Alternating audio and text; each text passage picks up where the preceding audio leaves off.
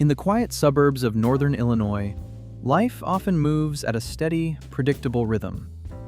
Tree-lined streets, familiar faces, the comfort of routine. But sometimes, beneath that calm exterior, something far more complicated is unfolding. Something that no one sees coming until it's too late. Tonight, we're exploring the case of Tracy Lee Lechner, a story not defined by spectacle, but by the quiet unraveling of trust, responsibility, and human vulnerability. This is not just a story about crime, it's about warning signs, emotional isolation, and the fragile line between stability and collapse. Tracy Lee Lechner was, by most outward appearances, living a conventional Midwestern life. She was a mother, a partner, a woman navigating the pressures that so many families quietly carry: financial stress, relationship strain, and the invisible weight of expectations. Those who knew her described someone who could appear composed in public settings. Yet, like many individuals who later become central figures in criminal cases, there were deeper undercurrents, emotional struggles that were not widely understood. At the center of the tragedy was her young child, a life full of innocence and possibility. It's important to pause here and remember that behind every headline is a human being whose story deserves dignity and compassion. The child's life mattered, the loss mattered, and the ripple effects would permanently alter the lives of extended family members and the broader community. In the days leading up to the crime, nothing outwardly dramatic appeared to be unfolding. There were no public disturbances, no obvious warning sirens. Instead, what investigators would later piece together was a gradual buildup of emotional strain. Accounts suggest that Lechner had been facing mounting personal stress, financial pressure, relationship instability, feelings of being overwhelmed. These are common human experiences, but when combined with untreated mental health struggles, they can distort perception and decision-making in profound ways. On the day of the incident, events inside the home took a devastating turn. Authorities were contacted, and first responders arrived to a scene that would forever change the trajectory of multiple lives. Law enforcement began their work methodically, securing the home, interviewing neighbors, reconstructing a timeline. The child was pronounced deceased, and in that moment, an ordinary suburban residence became the focal point of a criminal investigation that would deeply unsettle the surrounding community. From the beginning, investigators approached the case with care and precision. There were no signs of forced entry, no evidence suggesting an outside intruder. The focus quickly turned inward, toward the dynamics inside the household. Interviews revealed tensions that had been simmering beneath the surface. Friends and acquaintances described a pattern of emotional volatility in the weeks prior. Some mentioned concerns about mental well-being, though no one appeared to grasp the severity of what may have been unfolding internally. When Lechner spoke with investigators, her statements became central to the case. Detectives examined inconsistencies, timelines, and behavioral cues. Psychological evaluations were ordered. What often stands out in cases like this is not chaos, but silence. The silence of struggles not fully articulated. The silence of warning signs that feel ambiguous in real time, but unmistakable in hindsight. Eventually, formal charges were filed. The legal process began its slow, deliberate march forward. Understanding a case like this requires careful nuance. There is a tendency in public discourse to divide people into simple categories: good or evil, loving parent or monster. But human behavior, especially in extreme situations, is rarely that binary. While accountability is essential, so is understanding context. Psychologists often speak about cognitive narrowing under stress. When someone experiences prolonged emotional strain without adequate support, their ability to evaluate consequences can diminish. Decision-making becomes reactive rather than reflective.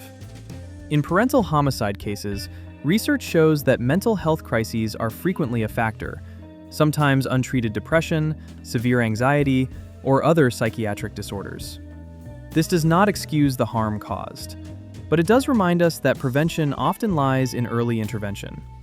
If someone feels isolated, ashamed of struggling, or fearful of seeking help, they may retreat further inward. In Tracy Lee Lechner's case, the tragedy forces us to confront difficult questions.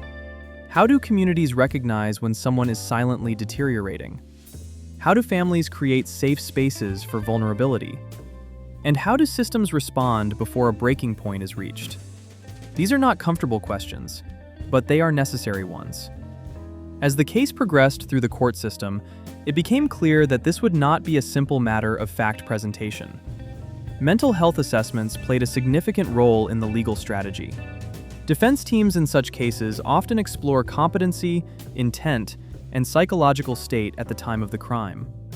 Prosecutors, meanwhile, focus on establishing responsibility and ensuring justice for the victim. The courtroom became a place where grief, accountability, and psychological complexity intersected. Family members sat through proceedings that reopened wounds. Legal arguments unfolded in structured, clinical language, but behind that language was a child whose absence could never be repaired.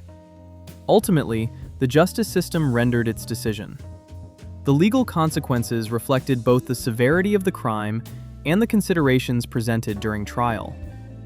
Yet even after a verdict is delivered, questions linger. Not about guilt or innocence, but about prevention. When crimes happen within families, the impact spreads outward in subtle ways. Neighbors may struggle with trust. Parents may hold their children a little closer. Conversations about mental health may surface briefly, then fade. But beneath the surface, something shifts.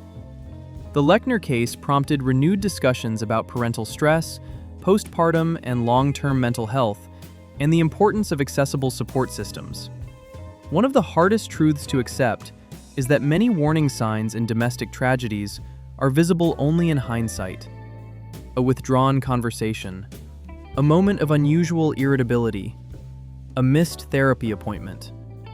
Individually, they seem manageable. Collectively, they may signal deeper distress. Communities often ask, how did no one know? The more honest question may be, how do we create environments where people feel safe enough to say they are not okay? It's easy to approach cases like this with outrage alone. Outrage is understandable. A child's life was lost. But documentary storytelling invites us to go further. What structures failed? What support was missing? What cultural pressures may have contributed to emotional isolation? In many parts of the United States, parents, especially mothers, face immense expectations.